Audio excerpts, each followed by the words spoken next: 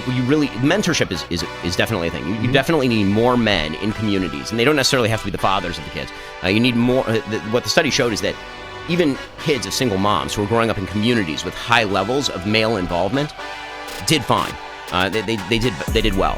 Where you really have a problem is where there are not enough male models, particularly for young males, because young males tend to be significantly more destructive to the community when they don't have dads than young females. There are real problems with not having a dad in the home for girls as well. Okay, hey, you know what, Ben? You might be right. You might be on to something here. But there's this thing called history. Okay, let's just go back in history real quick, because once upon a time in the black communities, we actually had these role models. We actually had communities that policed themselves. We actually had communities that took care of one another and tried to lessen the reliance on government intervention. We actually, as a black community, held each other accountable. And do you know what happened?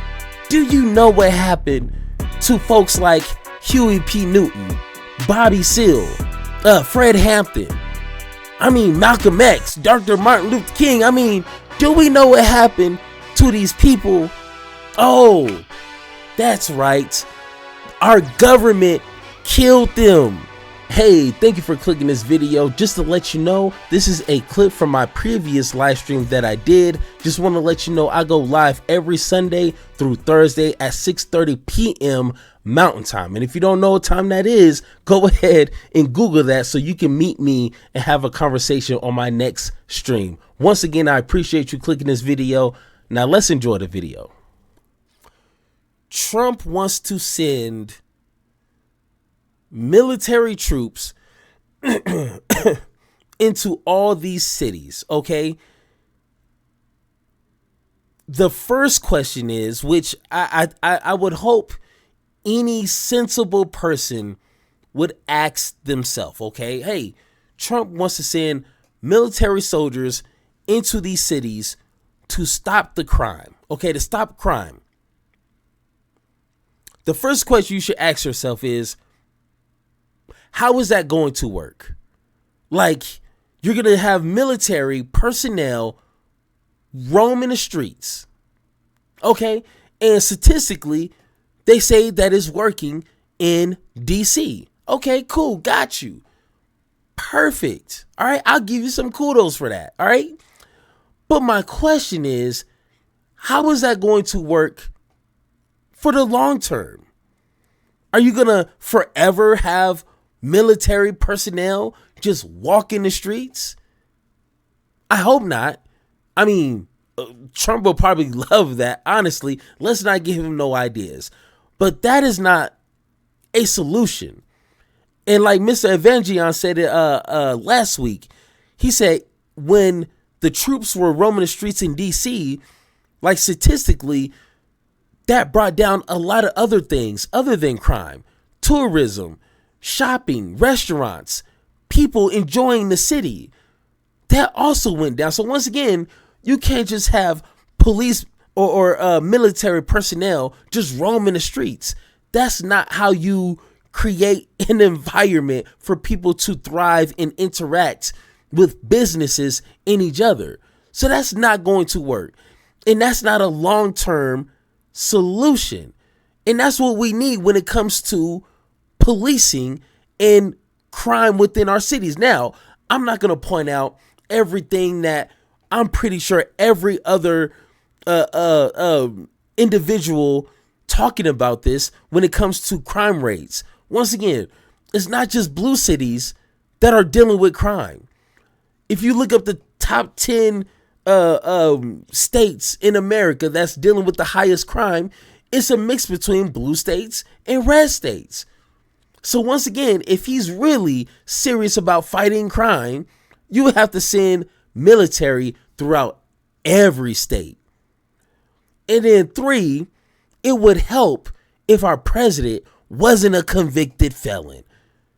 It's kind of ironic that a felon is sitting here talking about stopping crime. A little weird to me, right? I mean, we didn't have other people to choose that were not convicted felons. So that's just weird to me. And then third, he wants to stop crime, right? Okay, got you. Cool. We all do. But then why on God's green earth would he pardon over 1,600 felons, people who committed crimes? And I'm not just talking about what happened on January 6th. He's pardoned a lot of criminals. But he's talking about stopping crime. So it would be better if we got our shit together first before we have a convicted felon talking about stopping crime. Okay, that's number one. Number two, in order to actually tackle crime, because once again, we're humans. You're not going to ever stop crime completely. Like if you think that, you probably still got your tooth under your pillow thinking of the tooth fairy is going to give you $1. Like you probably a grown ass man with all these teeth under your pillow. Okay. If that's the case, you're nasty. Okay. Go get some help. But you're never going to completely eradicate crime. That's not how that works. But the best way to tackle it, and this is just coming from my opinion, okay? Let me know in the comments if you have any other suggestions or opinions on the matter. But maybe start with police reform. And this is not just a black thing. This is not just black communities. This is brown communities. This is even in white communities. Policing is a problem for everybody. Trust me, I see the videos every single day. They harassing everybody. Okay, but statistically, for some reason, they always want to disproportionately attack black folks. But that's a whole nother conversation. So, police reform, what does that look like? You probably asked me, Superior, what does that look like? Well, one, in qualified immunity. If you have police officers walking around with guns on their hips, knowing that, hey, you can shoot somebody and 9 times out of 10 get away with it, what's stopping them from being held accountable? Making sure that they're dealing with American citizens properly and not trampling over their constitutional rights. What's stopping them from doing that when they know they can just, get represented and just get a slap on the hand and go on about their business? We need to end that. Second, improve police training. Once again, I'm pretty sure you guys have seen the crazy training that these police officers go through. It is not productive and it doesn't help anyone. We need actual police training. Third, higher quality police applicants. In my opinion, you can't just hire any Joe Schmo who has some sort of problem with black folks and brown folks, so he thinks the best job field he wants to get into is policing. We don't want those kind of people policing our communities. These people who have those, those itchy fingers, those itchy trigger fingers, we don't want those kind of people policing our communities. It's harder to get into college than it is to become a police officer. Why is that? It's harder for me to get some of these jobs than it is for me to become a police officer. That's not right. The bar needs to be set higher, so then maybe we can pay them higher. But once again, we need higher quality policing application. On top of that, hey, there's more. Gun control. Hey, if we ain't trying to deal with the guns, then we shouldn't even be having a conversation. Gun control or reform.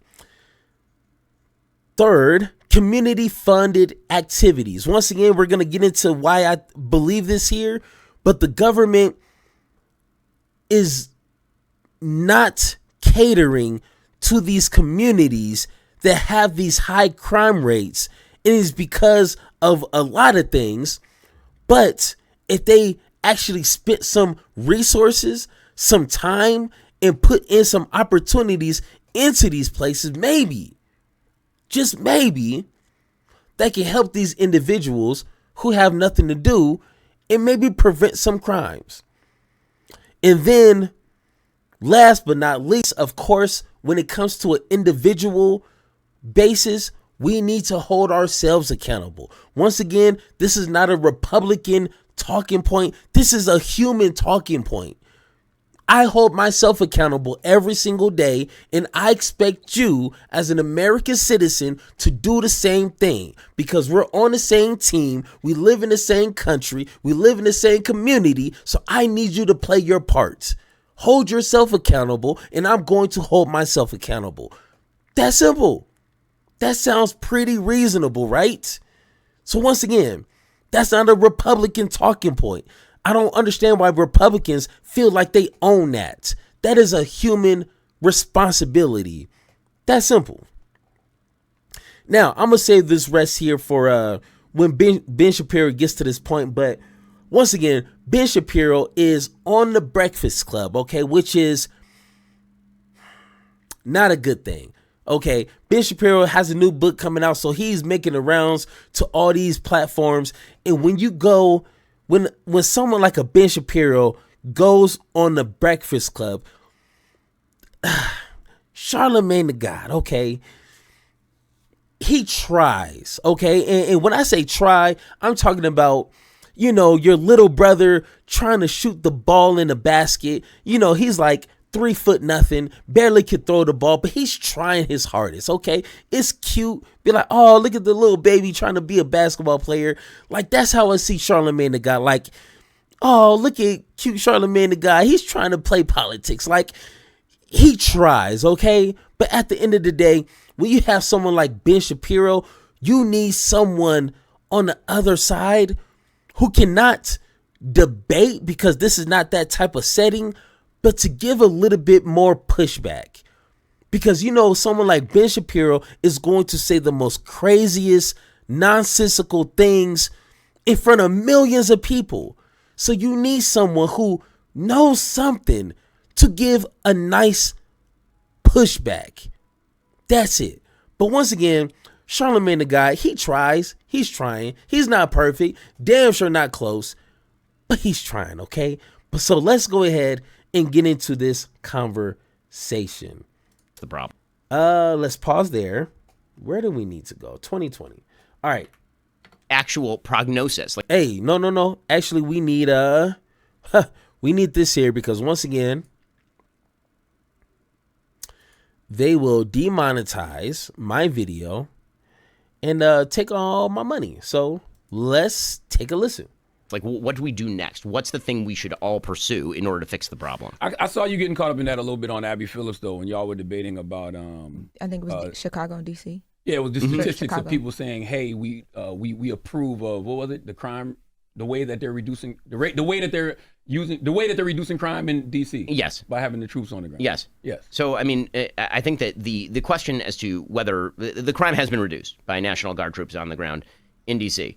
The crime was being reduced prior to that, though. It was, Yeah. and then it was reduced more. Mm-hmm. And so the question is, you know, why? And the answer typically is that when people see law enforcement in places, they don't do as many crimes. Mm-hmm. The question is whether that can be an indefinite solution in Washington, D.C., and that's also a very different question between Washington, D.C. and Chicago. One of the things that came up very briefly in that. Okay, so once again, before he continues, this is a political commentary channel, so I'm going to be pausing and I'm going to be doing my commentary stuff. Okay, so if you don't like that, get off the just go somewhere. Okay, go watch Pokemon or something.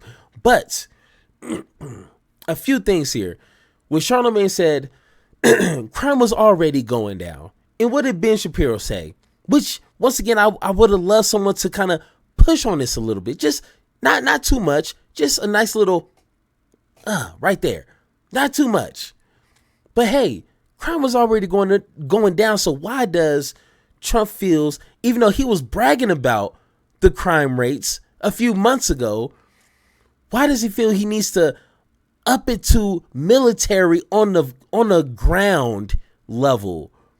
Why not, talk to the mayor or talk to the individuals that can actually work within their systems, within their cities to do more? Why kick it up to level I'm sending military in your streets? That would have been a great question. But once again, Ben Shapiro loves that he's not getting pushback. So what did he say? And now the crime is reduced even more. Like, no, that's not the point.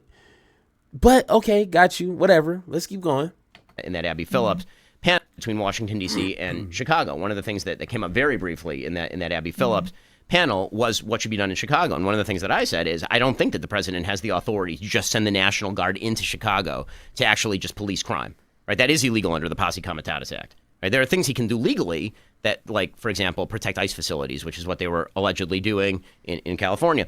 One of the things that I think the president is doing that's actually quite smart now is he's shifting to red states. So yesterday he announced that he might not do Chicago after all. He might instead do New Orleans and Shreveport, which is smart because he can do that with the permission of the governor, right? The governor is a red state governor. Yeah, but the only problem with that, though, is he's going to go into these red states and probably go into these cities that have black mayors and large black populations and over-police them. And that's not what those cities or towns need. Like, those cities and towns need actual resources because, as you just said... Hey, once again, when Charlemagne is right, hey, it might be raining outside. You got to give props to Charlemagne the guy when he's right, because 9 times out of 10, he's going to be like on some bullshit. Okay, I'm sorry. Hey, Charlemagne, I respect you, but you be on some bullshit. Okay, but he's right.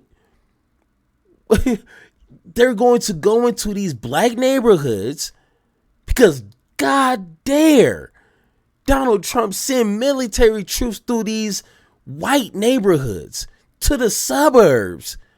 Oh my God, they would impeach Trump so quick if they see military troops walking down the suburbs. But it's okay when they're walking down through black neighborhoods, black cities, right? In New Orleans, you already know where they're going to go. So once again, Ben Shapiro, you're wrong. It's a good idea that Trump wants to send, troops to red states. No. Blue state, red states, purple states. No. Sending military to these states is not a solution. It's all just for the show. It's all just for the vanity. It's all just for the clicks and the conversation. This is not going to solve nothing. The only thing that is going to do is just increase the tensions between police officers in black and brown neighborhoods. That's all this is going to do. And make those hateful white people happy. Which that's probably what he wants to do, but that's all that's going to be accomplished. I'm sorry. Ben, come on.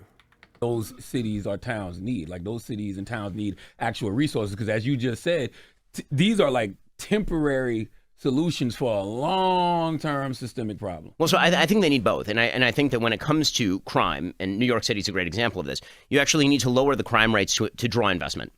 Right? One of the big problems with investing in high crime areas is that people don't want to do it. They're afraid that if they take their money, they put it into a grocery store, and there's a lot of shoplifting in that area, then the store goes out of business. But that's not the kind of investment I'm talking about. I'm talking about economic opportunity, job training programs. I'm talking about small business investment, early intervention programs. I'm talking about proper mental health services. Those are the type of investments I'm talking about. I'm not anti any of those things. People actually, in the community. Right? No, yeah. I agree with that. But if you're talking about like how a community actually grows and thrives and becomes self-sustaining, it can't do it off public dollars indefinitely. And so you do need an enormous amount of private investment to make areas better. Ben, stop. Wrestle with what he just told you. Once again, it's not the most sexiest conversation, but if you're going to sit here and talk about how we need more policing, you damn sure better be talking about, but on the flip side, let's invest more into our communities. Because we already know statistically, that's not going to work. And we can look at stop and frisk, what they did in New York. The statistics on that alone should teach you something right there. Okay, I thought about putting that into here. I'm like, you know what? Hey, you guys can Google that yourself, okay? When it comes to just policing alone, is not going to help. So if you're, oh, we need more police, you damn sure better be talking about, but let's give more resources, more opportunities in those same areas. At the least, damn. Right. This is what actually Van Jones was talking about on the show when he was talking about opportunity zones. Right. Originally, this was the idea that was put forth by the Trump administration in Trump administration number one, that there would be particular areas where basically there would be tax incentives to invest in these areas. It's definitely an interesting idea. I think the reality is that you may not need that if the crime rates get low enough. And so the goal would be that you lower the crime rates enough so that people feel comfortable investing their own private dollars in building businesses in these areas, providing jobs in these areas. Because again, as somebody who invests, a fair bit, I would rather invest in a low crime area than a high crime area, and that's not a racial thing. That is just a basic investment procedure, right? If you're going to set up a store, you're going to set up a store in a place where it's less likely to be robbed. What if the government investing in mentorship and after school programs and mental health and addiction services? Like, to me, like, those are the type of things you have to change the people in a community, as opposed to just, putting a bunch of businesses there. Because if you put a bunch of businesses there and there's still a bunch of, poor and disenfranchised people, not just financially, but emotionally and mentally, spiritually, that's not going to change anything. Well, I mean, I think that the government has spent an awful lot of money and taken an awful lot of time with things like mentorship and after-school programs. I think the results are at best mixed from the social science data. The best studies that I've seen on this, there's a great study by Roland Fryer over at Harvard in which he talked about what you really, mentorship is definitely a thing. You definitely need more men in communities, and they don't necessarily have to be the fathers of the kids. You need more. What the study showed is that even kids of single moms who are growing up in communities with high levels of male involvement did fine. They did well. Where you really have a problem is where there are not enough male models, particularly for young males, because young males tend to be significantly more destructive to the community when they don't have dads than young females. There are real problems with not having a dad in the home for girls as well. Okay, hey, you know what, Ben? You might be right. You might be on to something here. But there's this thing called history. Okay, let's just go back in history real quick, because once upon a time in the black communities, we actually had these role models. We actually had communities that policed themselves. We actually had communities that took care of one another and tried to lessen the reliance on government intervention. We actually, as a black community, held each other accountable. And do you know what happened? Do you know what happened to folks like Huey P. Newton, Bobby Seale, Fred Hampton, Malcolm X, Dr. Martin Luther King? Do we know what happened to these people? Oh, that's right. Our government killed them. Our government destroyed these programs. Our own government, not an outside entity, not a rogue militia out there. Our own government came into our communities and shut it all down. So Ben, I'm sorry. Once again, what you're saying makes sense. I appreciate it. If this conversation was in a vacuum, we could probably agree to that. But I'm sorry. If you read some history, our communities actually had that. And we were doing actually quite well.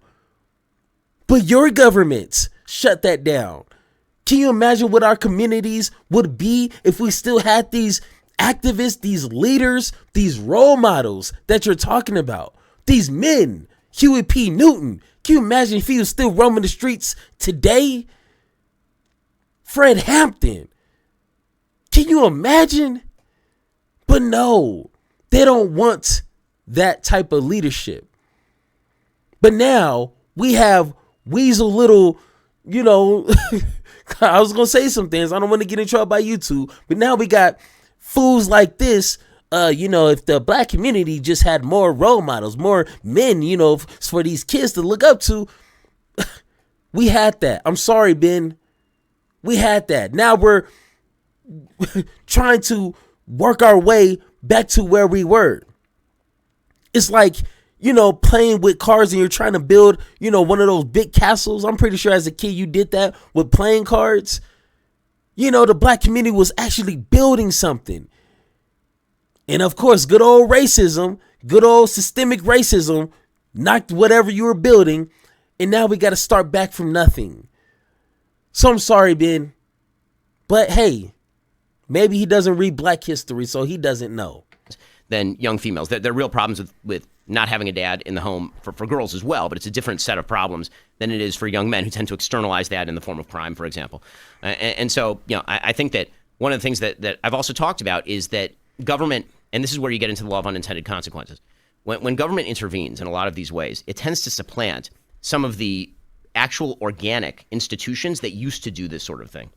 So I'm a big advocate. Those places still exist. I just think that sometimes they lack funding. Like for every Most of the problem time. that we're talking about, I promise you there's an organization in every single community that, caters to that. But they just lack funding in a lot of Well, I think that's true. I also think that the number one institution that used to help solve these problems was church. And as levels of church going go down, that is a major problem.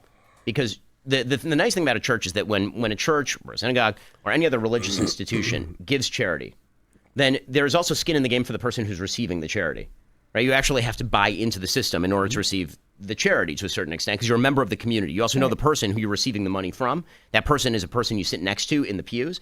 And so government can't really be a substitute for that just in terms of like cutting a check. And so I do like, this is something that Bush and Obama and other presidents have done, was trying to do a private-public partnership with, for example, churches to ensure they have the funding to do this sort of stuff. But there does need to be a cultural reshift toward the social value of getting together in places that are not online. I think the internet's Okay, once again, am I crazy? Okay, once again, I'm not the sharpest knife in the kitchen, but is he really sitting here trying to take the responsibility off government, which is, in my opinion, it's the government's job is to make sure that its citizens is, a whole bunch of lists, but for this particular conversation, to make sure that they're not falling in the cracks into where they can thrive and have opportunity, okay? In my opinion, that's what government is for, is to cater and take care of their citizens, okay?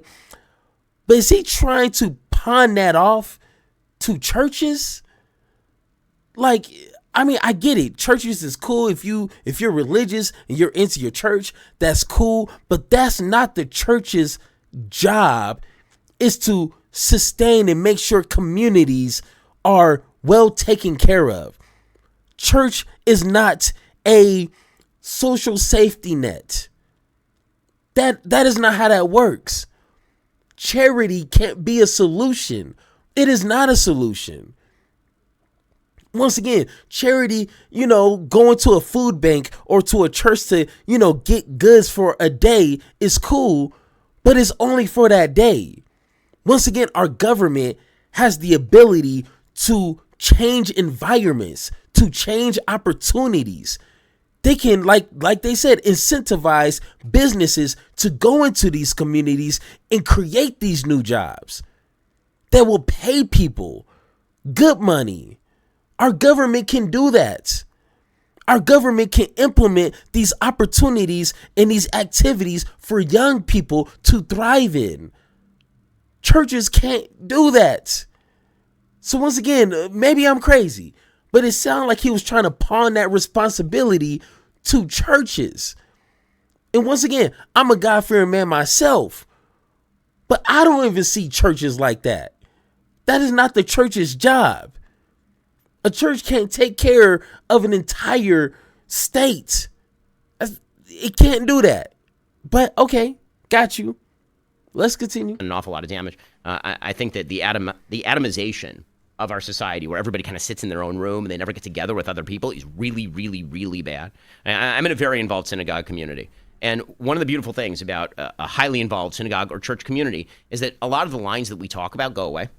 And this is what Robert Putnam, again, Harvard scholar and not on my side of the political aisle, has said. He says that if you actually want to build social fabric and community, what you need is a common goal, and you need people getting together like in person, socially. And that's what churches tend to do. Mm-hmm. And that's really, really important. I don't think that any sort of government, artificial alternative is going to be able to do all of those things. You're talking about community. Yes, That's what you're community. talking And this is where I get back to, like, these are all choices that we can make personally, right? We can make the choice, like today, whether we want to go to church on Sunday, right? We can all make that choice, right? When it comes to our relationships, we can all make the choice as to whether we would like, I mean, with rare exceptions, obviously there are, but most people can make the choice as to whether to get pregnant out of wedlock.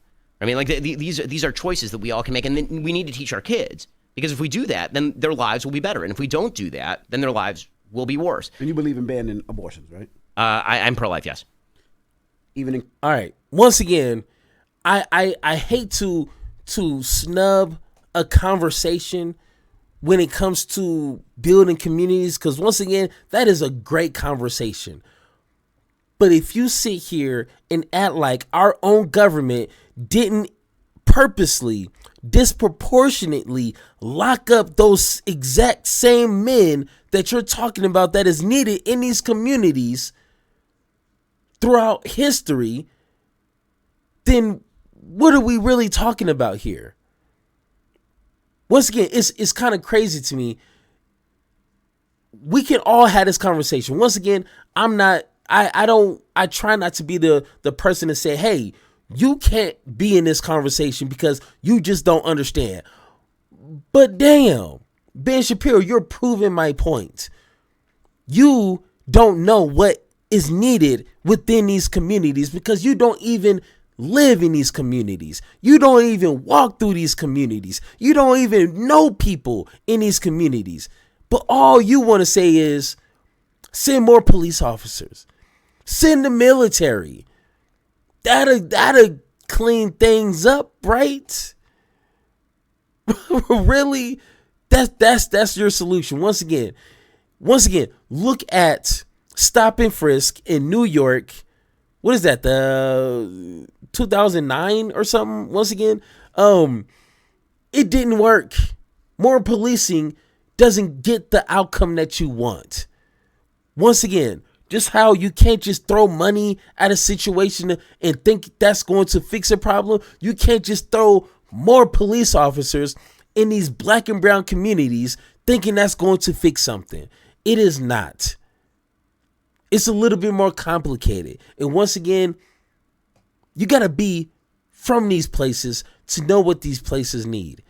And to just send the military is not a permanent solution. That's not how that works. But once again, Ben Shapiro is supposed to be this intellectual, but I don't see it. Where's the intellectual? I don't see it. I'm sorry, Ben, I don't see it. But I'm just saying, hey, call me crazy. Let's see how you do under pressure. I've been wanting this shit forever. I've been in the field with whatever they throw at me. Brush it off, pick myself up, moving on to the better. Hey. Ain't no errors, baby, it's a new era. I wake up early, feeling rich like I'm Kesha. I get to the paper, boy. Extra. Fuck with me.